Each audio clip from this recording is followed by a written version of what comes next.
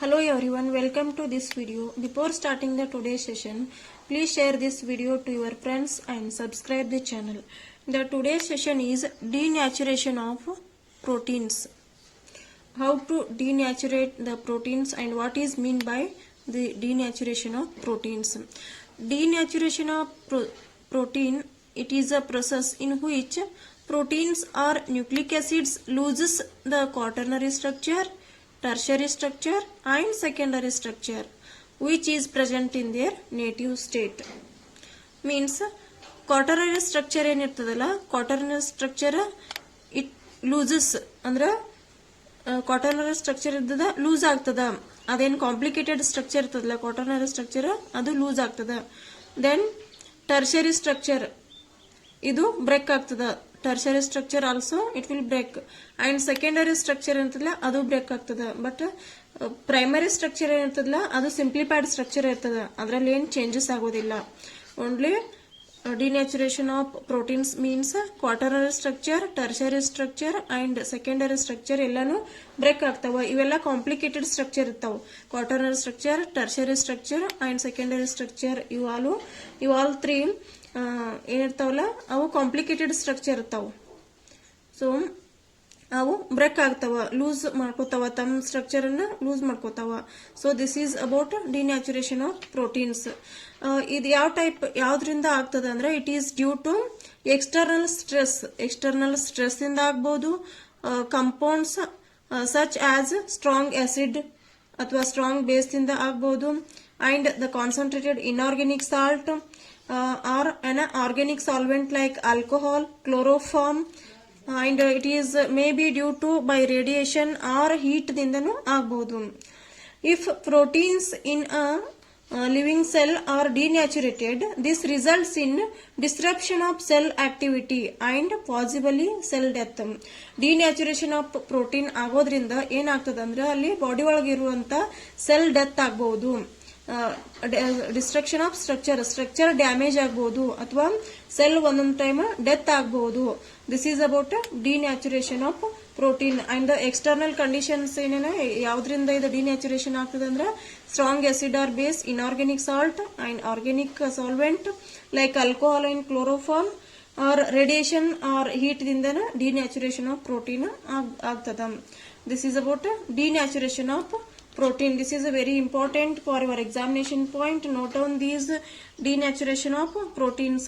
Denaturation is a process in which proteins or nucleic acids loses the quaternary structure, tertiary structure and secondary structure which is present in their native state. ಅದು ಯಾವ state ಒಳಗಡೆ ಇರ್ತದಲ್ಲ ಆ state ದಿಂದ ತನ್ನ structure ಅನ್ನ loose ಮಾಡ್ಕೋತದ. ಅದಕ್ಕೆ ನಾವೇನಂತೀವಿ ಡಿನ್ಯಾಚುರೇಷನ್ ಆಫ್ ಪ್ರೋಟೀನ್ಸ್ ಅಂತೀವಿ.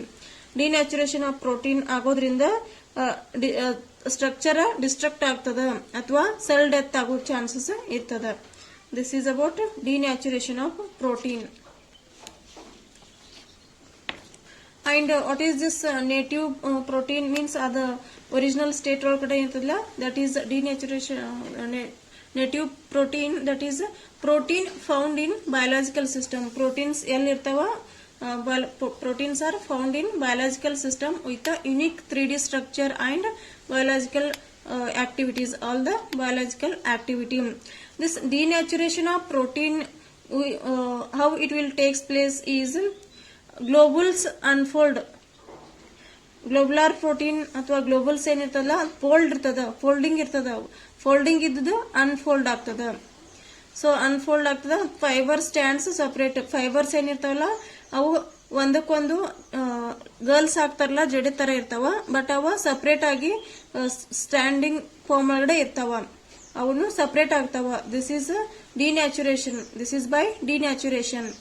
And destruction of tertiary structure. Globals ಮತ್ತು ಫೈಬ್ರಿಕ್ ಪ್ರೋಟೀನ್ ಒಳಗಡೆ ಏನಾಗುತ್ತೆ ಡಿಸ್ಟ್ರಕ್ಷನ್ ಆಫ್ ಟರ್ಷರಿ ಸ್ಟ್ರಕ್ಚರ್ ಆಗ್ತದ. ಅದು ಟರ್ಷರಿ ಸ್ಟ್ರಕ್ಚರ್ ಡಿಸ್ಟ್ರಕ್ಟ್ ಆಗ್ತದ. And in case of helix uncoil, helix ಒಳಗಡೆ ಕಾಯಿಲ್ ಇರ್ತದ, ಕಾಯಿಲ್ ಫಾರ್ಮ್ ಒಳಗಡೆ ಇರ್ತದ, ಅದು ಅನ್ಕಾಯಿಲ್ ಆಗ್ತದ. ಕಾಯಿಲ್ ಫಾರ್ಮ್ ಒಳಗಡೆ ಇದ್ದು ಅನ್ಕಾಯಿಲ್ ಆಗ್ತದ. ಸೊ ಸೀಡ್ಸ್ ಓಪನ್ ಆಗ್ತಾವ. ಸೀಡ್ಸ್ ಒಂದ್ 2D ಒಳಗಡೆ ಏನು ಒಂದಕ್ಕೊಂದು ಮರ್ಜ್ ಆಗ್ತಿರ್ತಾವಲ್ಲ ಅವು ಓಪನ್ ಆಗ್ತಾವ. Seeds are open up. and here destruction of secondary structure.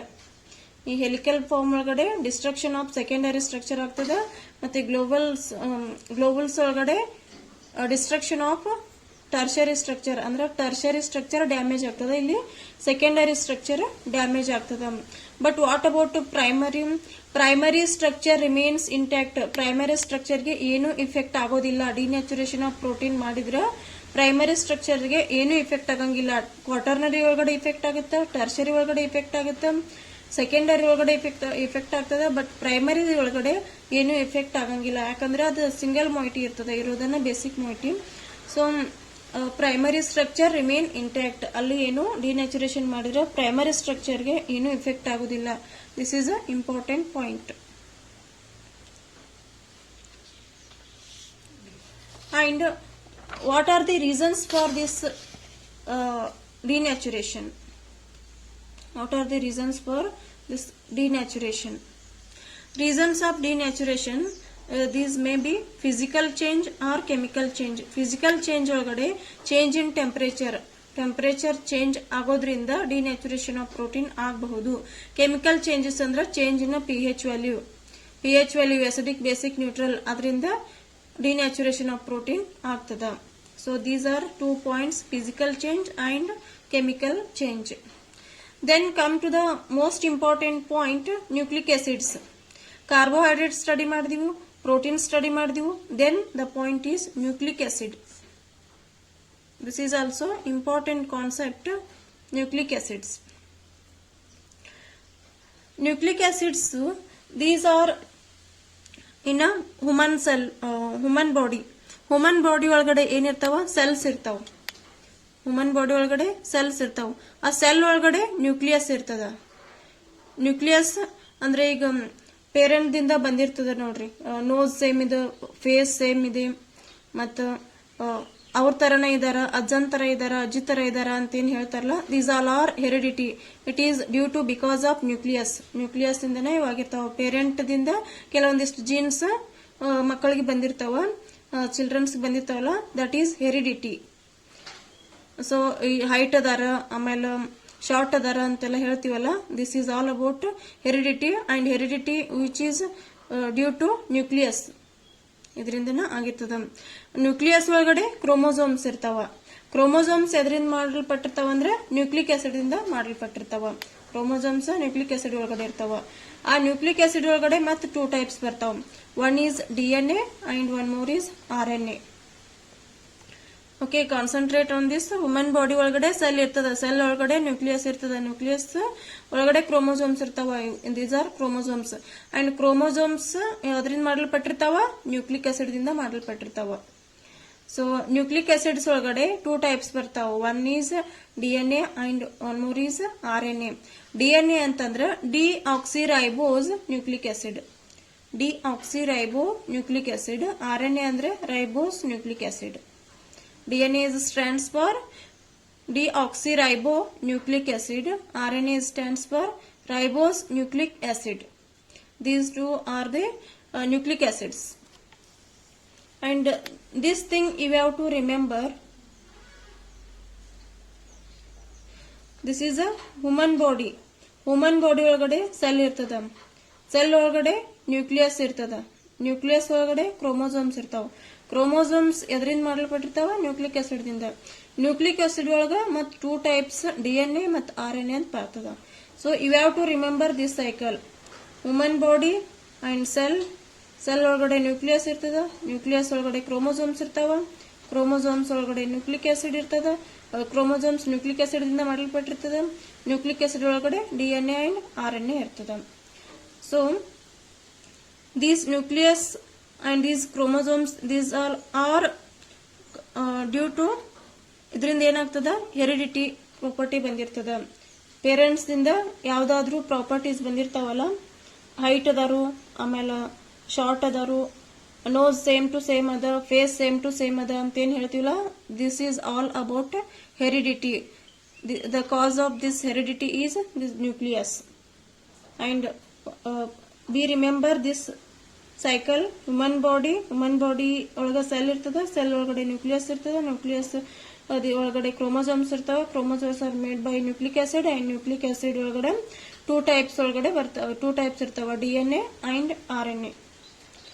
Thank you for watching this video.